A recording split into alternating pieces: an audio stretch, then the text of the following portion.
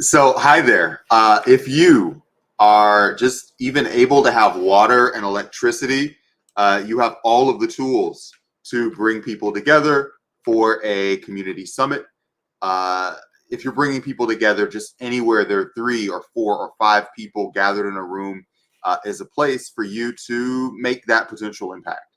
And there are uh, so many things that go into holding a good community summit. Really, your ability to have a lot of people at once and have their attention and their focus is really why people make this big investment. It is the easiest way to get somebody to actually do something is to have them in person, make an emotional connection, meet some people that are really close to what they want and what they already represent.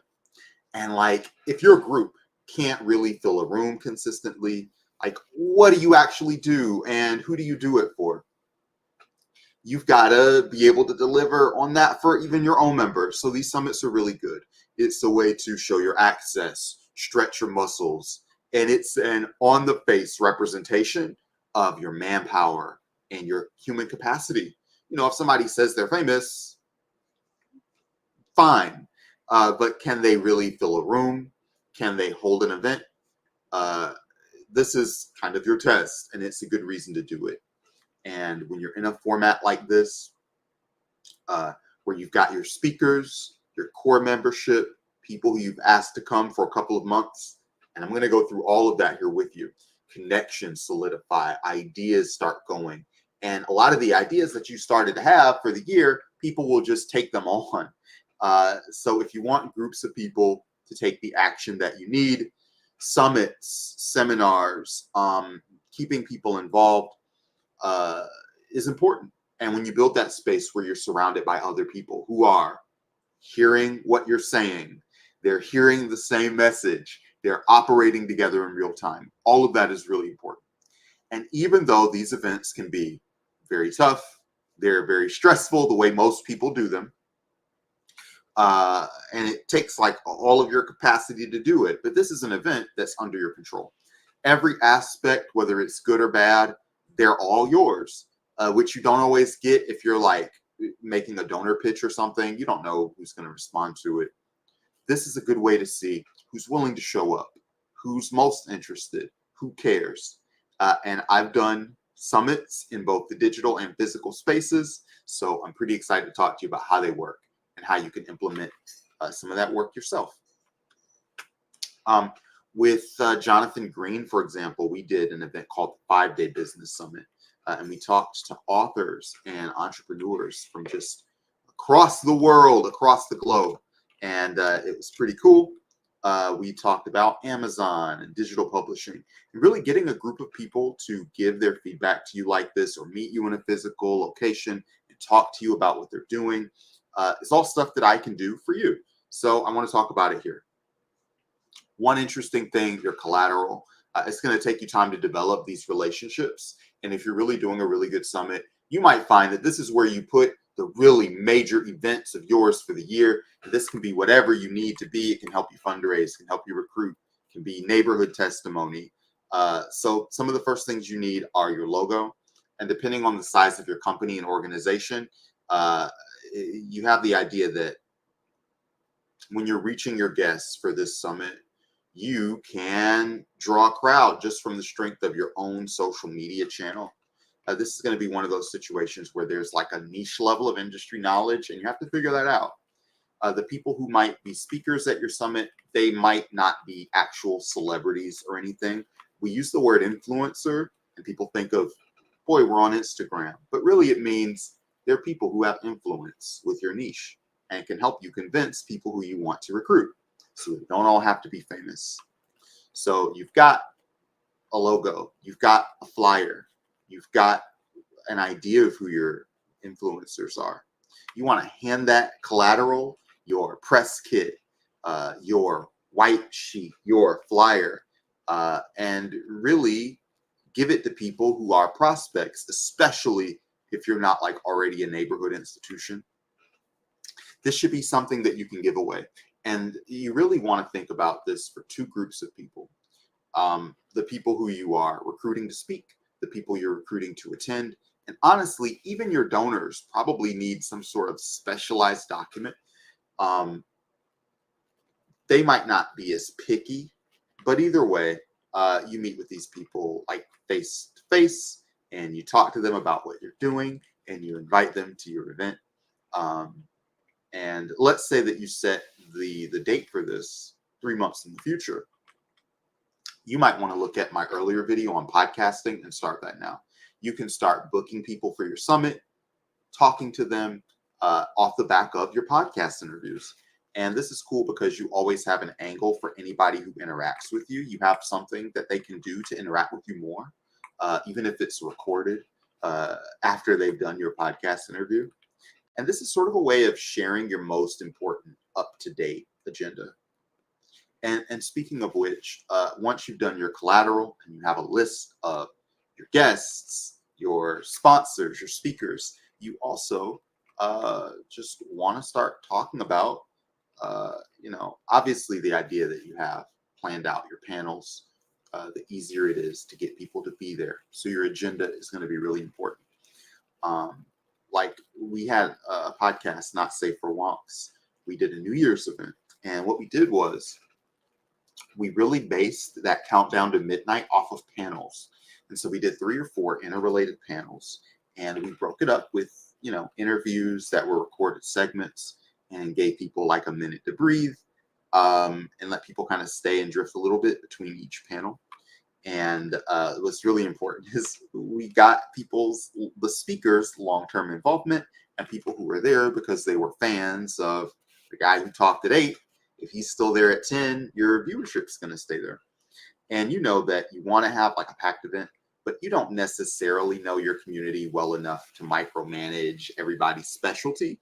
In those kind of situations, write a list of like 1, 2, 3, 4 panels or something like that, and then let people book themselves. Self-determination takes a lot of effort off of your plate.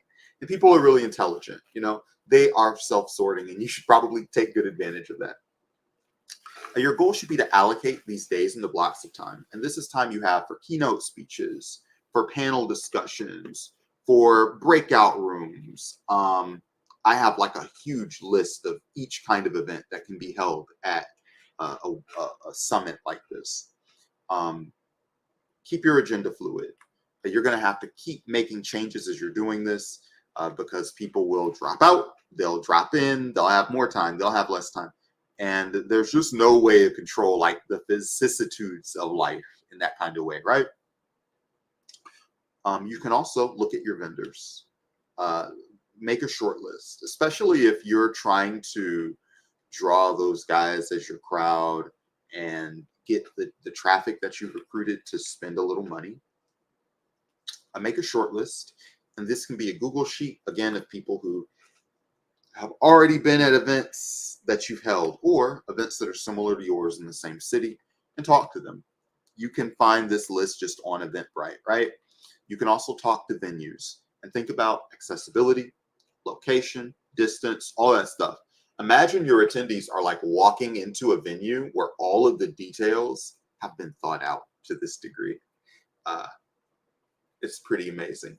Think about also the experience that people are going to have during that summit. And when I say experience, I mean a landing page. Churches do this really well. They will have a central page for really important events, have 1, 2, 3 videos and a little extra copy. And when you're holding the event, you can just say, hey, connect with us. And then everything about that event is on the landing page. And the more of this information, the supplementary production that you can do before the event, like the better. Obviously, you might want to update it one time in the future with footage from the actual event.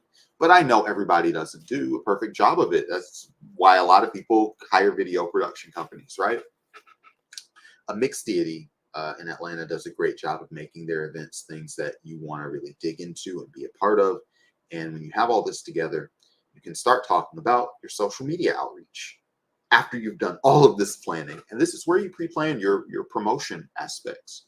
And you've got, number one, your vault, your base of people who are in your audience that you're going to want to campaign with, and you're targeting it at those potential guests. But really, if you want to be three-dimensional with this, people who you want to recruit, the people who are VIPs, the people who are guests, you're going to speak to them and get them really excited.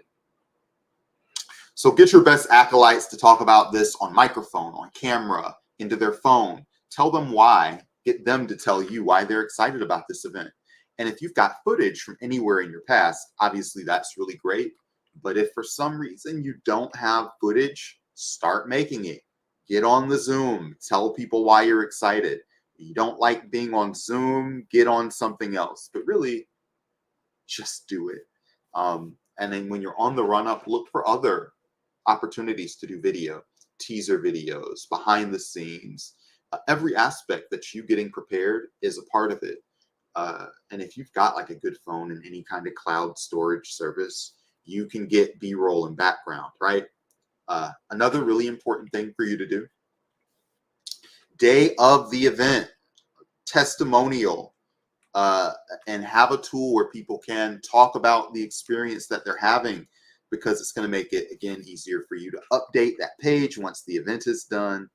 You're going to have just everything important, breakdowns, takeaways. What did you learn here? What do you want to share with others? Yada, yada, yada, and really make that look fun. Because next year, when you hold this event, you can play those clips and your social media is already done.